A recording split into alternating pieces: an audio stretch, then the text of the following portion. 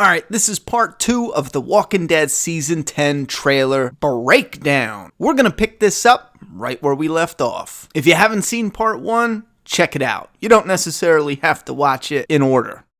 We got an image of Carol crying. This is likely where she returns back to the poles, the Pike border. Daryl comforts her, obviously. Aaron walking with some soldiers. It looks like he is responsible or taking charge of some of the security and the fighting and gathering up men and fighters, which is friggin' awesome. I think the actor who plays Aaron has, Ross, he has a ton of charisma, and I want him to stick around as the new Rick, the new comic Rick. You know, no one can replace Andrew Lincoln, I'm just saying. The new comic Rick. He looks like comic Rick. Back to the boat. This is why I think this is part training, part practice, and part clearing out the Oceanside community. I think these walkers are in here, some are getting out, it's causing a problem, so they all take care of it themselves.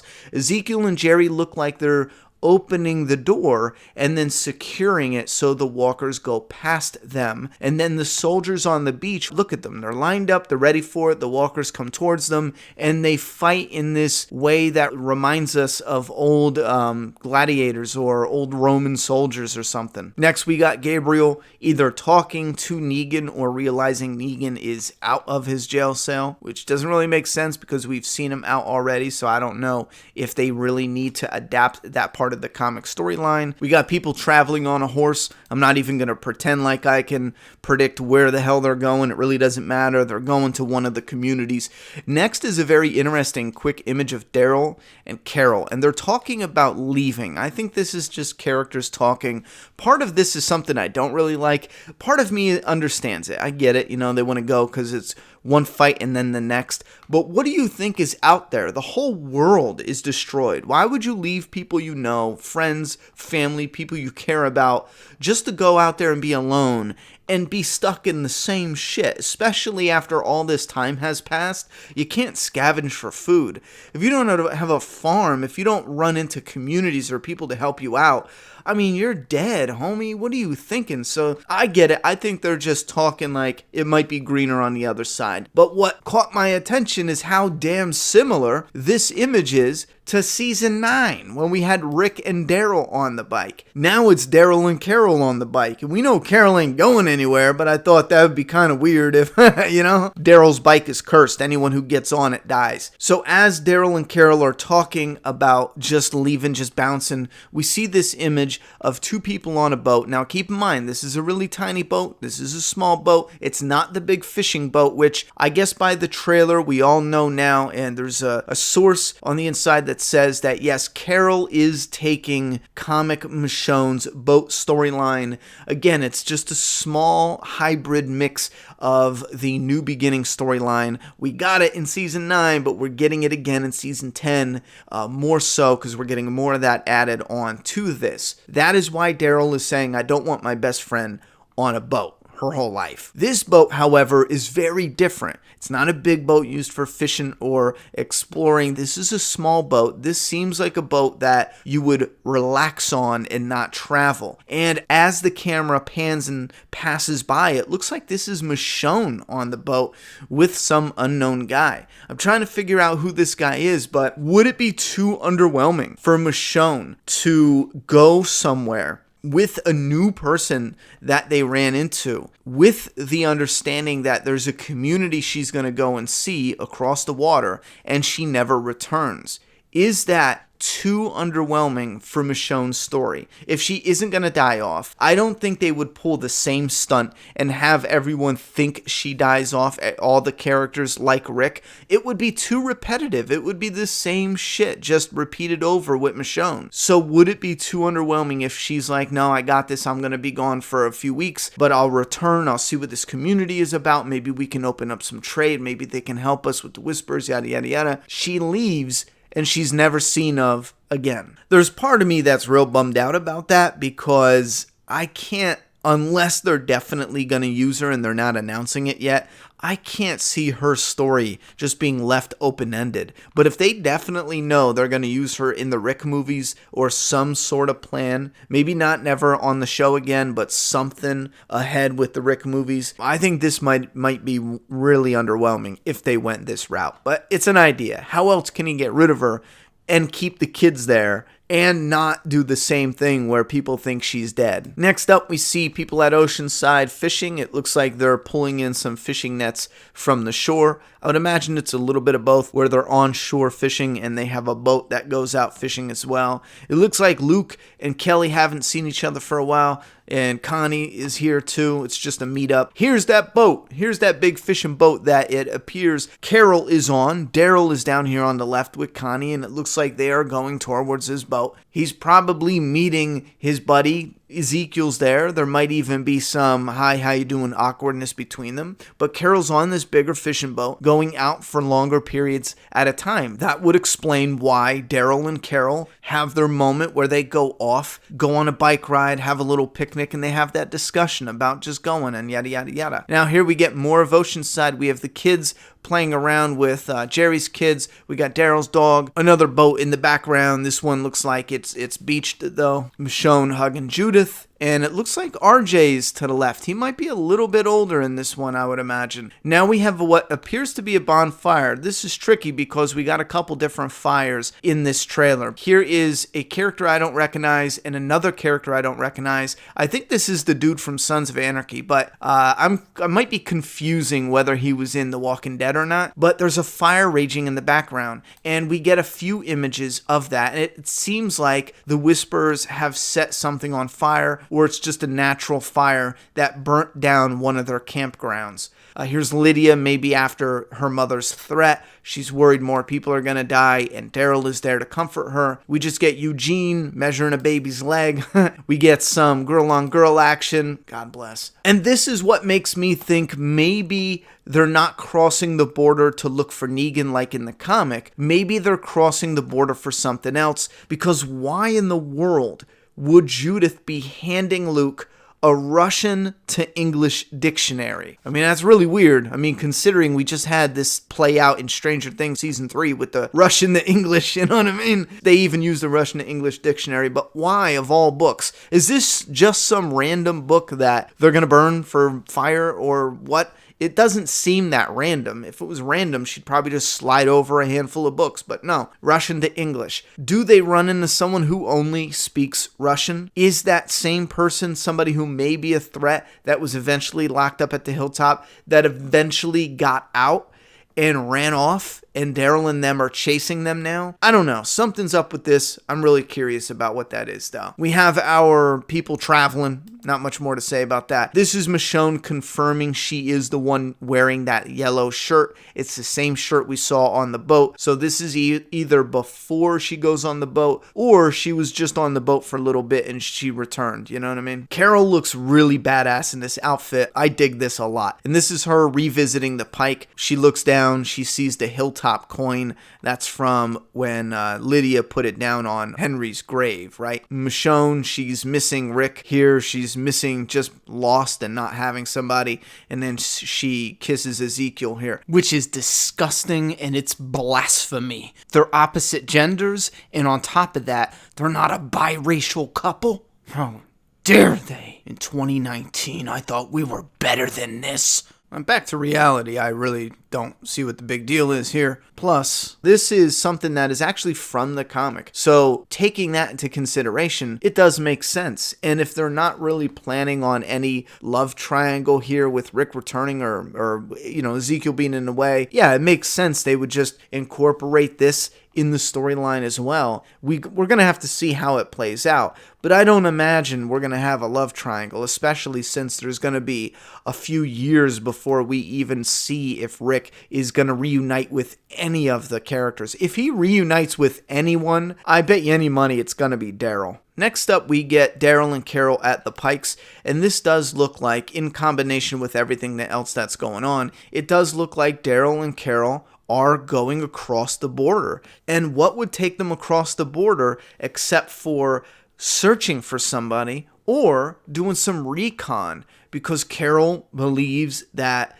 Alpha has to die. What makes me think it is partly looking for someone, this seems to be either the hilltop or the campgrounds. Remember I said some area was all burnt up and it did not look like one of the communities. This doesn't look like a community. Not like Hilltop. There's too many people in too small of a space. It looks like they have some sort of machines in the background and a little makeshift tent off to the right. I'm thinking just like in previous seasons, in season 9, for example, they made a little campground away from an area where they're either working on, building roads, getting travel. We see these guys, Earl and Aiden, with the aprons on as if they're working, building something with their blacksmith trade. Somewhere along the lines, Alpha shows up. Michonne puts her weapon down. She's like, listen, we are searching for someone, yada, yada, yada. And again, I don't think it's Negan. I don't know if it fits. I mean, it could be. It might as well be, because then you can have Negan versus Alpha and yada, yada, yada. But I don't know. If they were going with the comic, then yeah, it would be Negan that left. And it would make sense why Daryl is so determined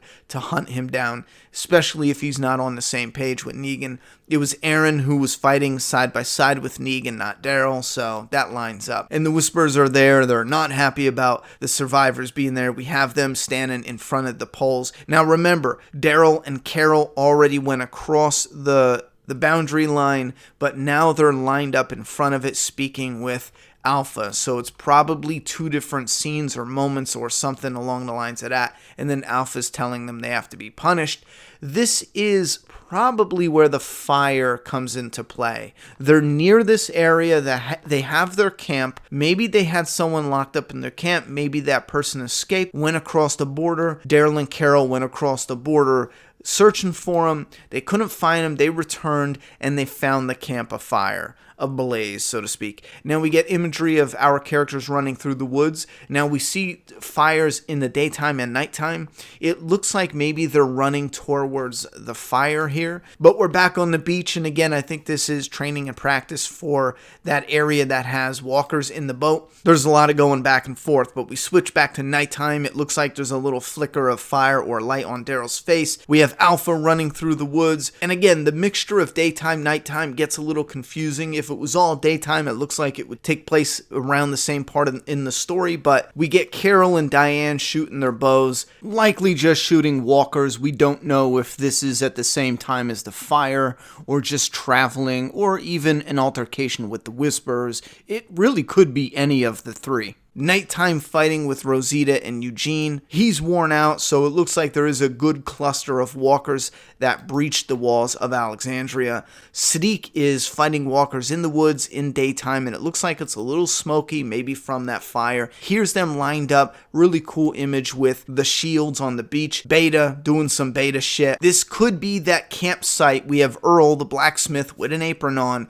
clubbing the shit out of a walker, and this could be the campsite where walkers were sent in and then Whisperers lit fires when they were fighting with the walkers, something like that. Again, more training on the beach. Rosita and Gabriel were standing fine by a fire looking very similar to this. Now Carol is there, but she runs off as if something happens. Is this where Gabriel gets injured in some way, and that's why Rosita was crying in that one image? This part here looks like a tree, and this is why I don't know if it's the Whisperers. They could have axed a part of the tree, got it to fall, taken down some of the wall at Alexandria, and you have these Whisperers pouring in.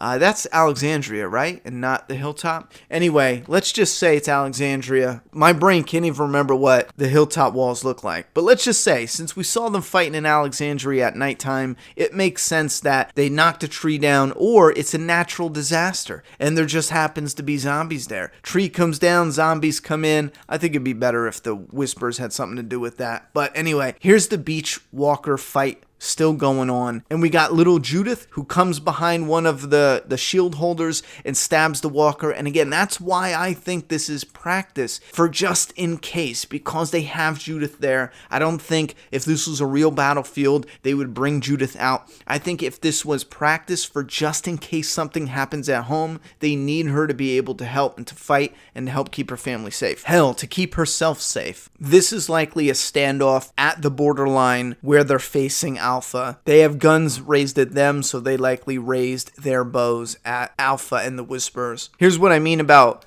it's tricky to see if the fire is nighttime or daytime. Sometimes they do this in a TV show where the fire starts at night. The attack happens at night. They were at the Pikes. Alpha threatened them. They have to be punished. They return back to their camp. People are running and fleeing. It's nighttime. It's on fire. And then they go to commercial break. And when they come back from commercial break, it's daytime. It's still fire. It's still hectic. There's still walkers. You know what I'm saying? And that's happened in trailers a couple times. And it's really thrown us for a loop because we thought it was two different things. And it was really the same damn thing. But it was nighttime and daytime broken up in between a commercial break. More images at the beach, which again, it all looks structured like it's practice, or they know ahead of time there's an enemy. They're not being bum rushed or nothing. They open the doors, the walkers come out, and they handle the business. We have Judith here with Michonne, and this is cute because they're in almost identical stances like Michonne has trained Judith, which I love this pick here, but this could connect to, and most likely connects to, when the walkers breached Alexandria or whatever community that was, if I'm mixing up my communities. And again, here is the daytime fire. Fire could start at nighttime. By the time Michonne and them get back from the Whisperers, the fire could be raging, walkers all around, and Daryl and Michonne help defend off some of the walkers. Michonne looks fabulous in this image. But anyway, you have Daryl here, and what I do enjoy about Daryl in a couple images, it looks refreshing not having Daryl look like a cartoon character wearing the same identical clothing all the time. I wish this is something they mixed up a little more in previous seasons. Having him dress in almost identically the same stuff, brand-wise, I don't think it makes any sense. For one, it gets kind of stale visually. For two, when you're reaching out for merchandise and all this stuff, it just doesn't work because each new season you're coming out with, let's say, figures or statues, but Daryl never changes. I mean, it doesn't add. Imagine how many different looking Ricks we've had over all the seasons. It just adds something a little fresh, a little twist onto it. Again, it's a little refreshment. So even him just having a black long sleeve shirt on, different than, the normal Laird, I think that helps even a little bit, making this look a tad different. What's that metal shit on the ground? Is that a fire extinguisher that Eugene rigged up, or is that something else? It looks like something a Ghostbuster would use. And again, this behind Aiden looks like it is the camp or wherever they had it situated that's burnt down, and he still has his apron on. So this is likely an area that they were working at, not somewhere where they're traveling through. So again, I think this is a campgrounds outside of the communities that was attacked and burnt down. Daryl here with a crossbow,